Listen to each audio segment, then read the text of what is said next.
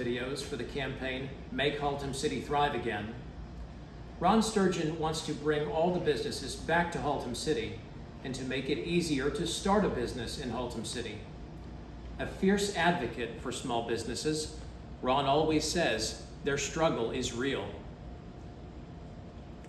Ron wrote a book on the topic, Keeping the Lights On Downtown in America's Small Cities, the critical role small businesses play in bringing back jobs and prosperity. Please request a free autographed copy if you live in Haltom City. It's received over 25-star reviews on Amazon. The book gives many more details about the things we're going to discuss in these videos. You can learn more about Ron's efforts at his Facebook page, Make Haltom City Thrive Again. These videos are to help voters so they can make an informed choice in the next election about who is going to lead and bring solutions for the city. Thanks for watching, and I encourage you to watch the other videos posted.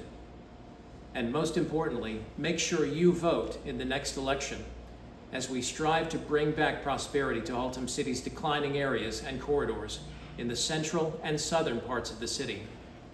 We need pro-business candidates to serve on the City Council. If you're interested in helping or serving, reach out to Ron for more information. Ron, we recently found out that the Haltom City Council passed the highest possible tax rate without having to go to the voters for approval. How does that affect the commercial sector and also the residents living in the city? Well, of course, their taxes go up. And again, like Charlie Roberts says, we see it. These people get their tax bills. They don't want to hear how the tax rate, last year they said it went down. And yet everybody that got a tax bill had to owe more taxes. How can that be possible? And of course, people don't understand the difference in the tax rate and the total tax levy. Because if I tax you at a 0.1% lower rate, but raise your property value by $50,000, your tax goes up. And the city gets more money.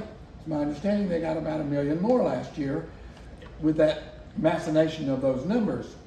And the other thing I think that's really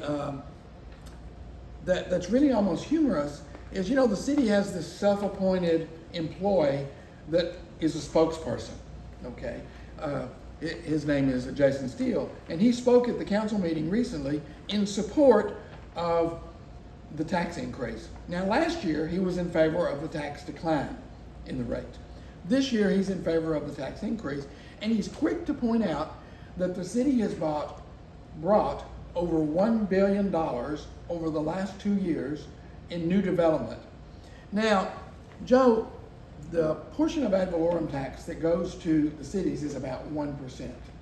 So if you bring $1 billion in development, the city will get $10 million in new taxes. And I don't believe we're seeing that $10 million.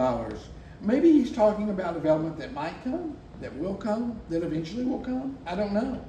But I know right now, today, we're not seeing $10 million in increased taxes because of new development. So I'm kind of calling bullcrap on $1 billion in new development because it's either not here or we're not taxing it properly. But if we had $10 million more in revenue from $1 billion in new development, why would we need to raise the rate to the maximum legal amount allowed by law without an election? In the end, though, the residents all have a higher levy.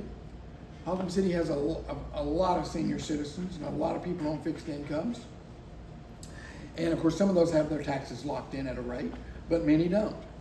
I don't think the businesses are particularly interested, the business operators, in taxes.